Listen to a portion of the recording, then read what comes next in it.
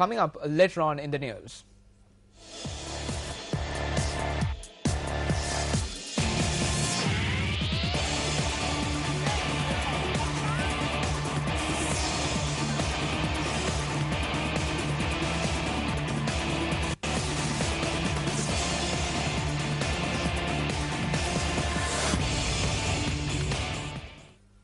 Well, a person has gone missing after he jumped into the sea in the Negombo to escape from the police. The police said that the incident had taken place when they attempted to arrest a suspect in relation to a narcotics charge. The police officers had attempted to arrest the drug addict behind the Negombo market this afternoon. When they chased after him, he jumped into the ocean. When he jumped in, two police officers also jumped in after him. They said come ashore and that they will save him. He was unable to come. My children, I don't understand.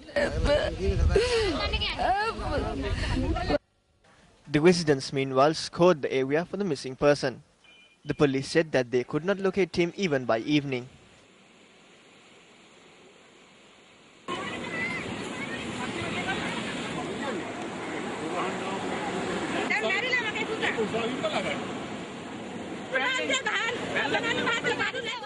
The missing individual is a 26-year-old father of one from the Kamanjode area in Negombo.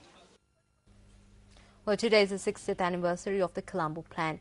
The anniversary celebrations in this regard were held in Colombo this morning with the participation of many distinguished guests.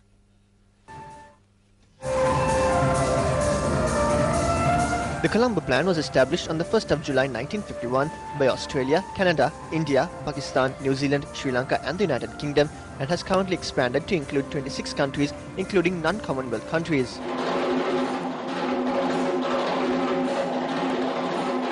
The Colombo Plan is built around the concept of partnership among member states aimed to socio-economic progress through development assistance. Minister of External Affairs Professor G.L. Peiris was the chief guest during the 60th anniversary celebrations, while Senior Minister of International Monetary Cooperation Dr. Sarath Amudugama was also among the invitees. Through the years, Sri Lanka has a special relationship with the Colombo Plan.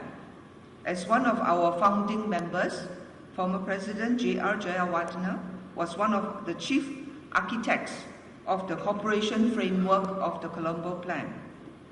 As host country, Sri Lanka has provided support to the Secretariat to function efficiently as a diplomatic mission. Now perhaps the most prominent characteristic of Colombo Plan has been the impetus it has provided for South-South cooperation. This reflects geopolitical realities which have had a profound impact on policy formulation in our country as well.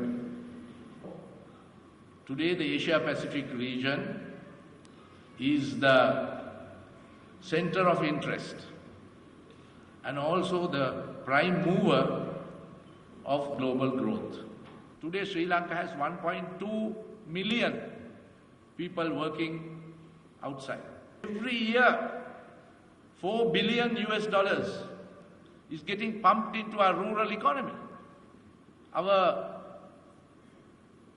workers abroad are doing much more for their rural areas in spite of the proclaimed policies of all our governments which are weighted towards the rural areas. Our proclaimed policies, yes, we must develop the lagging areas. Meanwhile, the first day cover as well as a commemorative stamp was issued to coincide with the 60th anniversary of the Colombo Plan.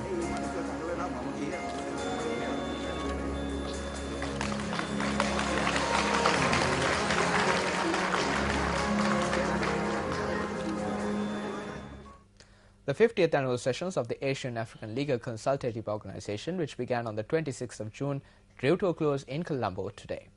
The 50th annual sessions of the AALCO was presided over by the Minister of Justice Rauf Hakim. Recent developments on the United Nations Commission on International Trade Law and Convention and its arbitration experiences in the Asian African region were among the topics discussed. Supreme Court Judge Justice Saleh Marsuf as well as Director of the Kuala Lumpur Regional Arbitration Centre Sundararaju were among those present at the occasion.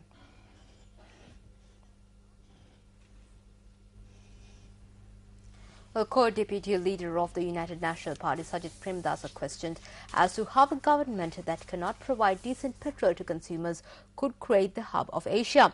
He expressed his view at another phase of the Sasunta Aruna program in the Polgampola area in Agalawatta. Yet another phase of the Sasunata Aruna program took place this morning at the Polgampola Tambagiri Vihara in Agalawatta.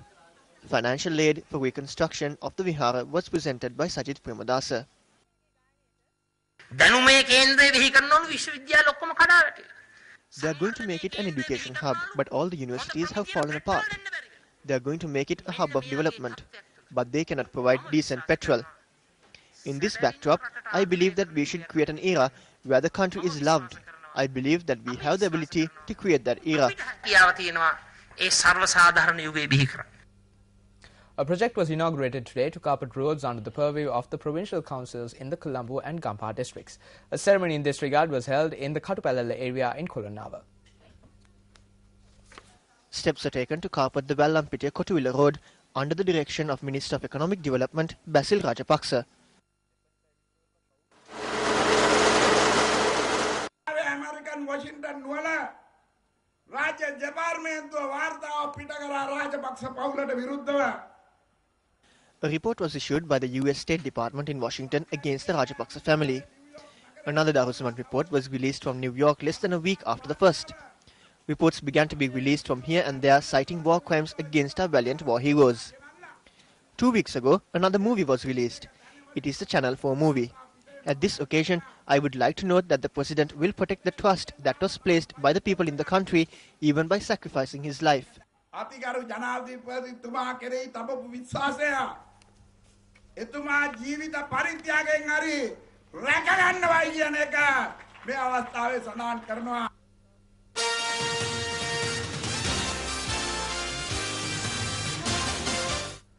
On business news tonight, Neo at Ogilvy, the digital media agency of the Ogilvy Group of Companies, has established an office in Colombo recently in association with Ogilvy Media Sri Lanka. Neo at Ogilvy is one of the world's leading digital and direct media agencies with more than 650 professionals in nearly 40 offices across 32 countries. Speaking news first, the regional president for Asia Pacific at Neo at Ogilvy, Susanna Tsui, said that the government has a bigger role to play in developing the infrastructure facilities needed for digital media. I think the government plays an enormously large role, and the key role would be looking at expanding infrastructure.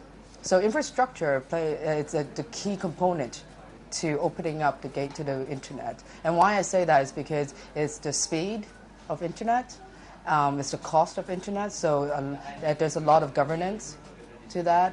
And as more competitors in the telecommunications industry comes into Sri Lanka, that would make the web accessibility of the web a lot more competitive, and the cost of that will be very low, so there will be a wider spread of the use for internet. One of the biggest challenge right now is that the affordability of the internet is still quite high for the general public, or even for people who are living outside urban areas. And I see that the government will be able to play a bigger role by paving the infrastructure.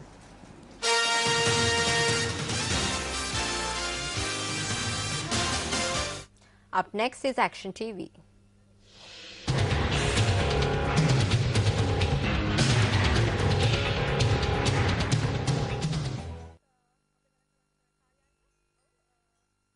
The farmers of the Mailava area in Kumukkandavala in Puttalam were anxiously awaiting the time when they could provide water to their land in which they had sowed seeds over 1.5 months ago. These farmers have been cultivating this 60-acre plot of land provided by the government since 1986 through an anicut which is made across the Ambagahala, which is created from the water of the Pandiya Bava tank, which goes to waste after providing water to the paddy fields. A new anicut was constructed forcibly in 2007, in addition to the anicut which was constructed in 1986 by a fake farmers association which was created by the Kumukkandavala Agrarian Services Centre. Action TV revealed last Sunday the plight of the 60 farmers who have been severely affected over the past 3 years due to the construction of this new anicut. The Minister of Agrarian Services, who constructed this anicut in 2007, disregarding the pleas of the farmers in the area, engaged in a tour of the area recently along with the officials who have protected this new anicut for the past 3 years. During this inspection tour, it was decided that the new anicut should be demolished, and the minister issued orders for it to be demolished the very next day. However, the Agrarian Services officials who constructed this anicut in an arbitrary manner, without listening to the grievances of the farmers, arrived at the location to demolish the anicut a few days after the date on which the minister ordered it to be destroyed. Ironically, the Agrarian Service officials who constructed this anicut had to undo their own work along with the help of the farmers in the area. The fact that these officials wasted public funds through their arbitrary action is a serious issue. Also, the damage which has been caused to these farmlands as a result of this new anicut is also of serious concern. However, the farmers are hopeful of at least obtaining seeds for their next cultivation as a result of the new anicut being demolished. I use the motor to spray water. We hope to at least get paddy seeds from this. There was a major water crisis in Mavillaru. Then they only had to open the gates. But here, we have to tackle a huge amount of concrete. Back then at Mavillaru, the army had guns and bombs. But at this time, only Action TV is with us.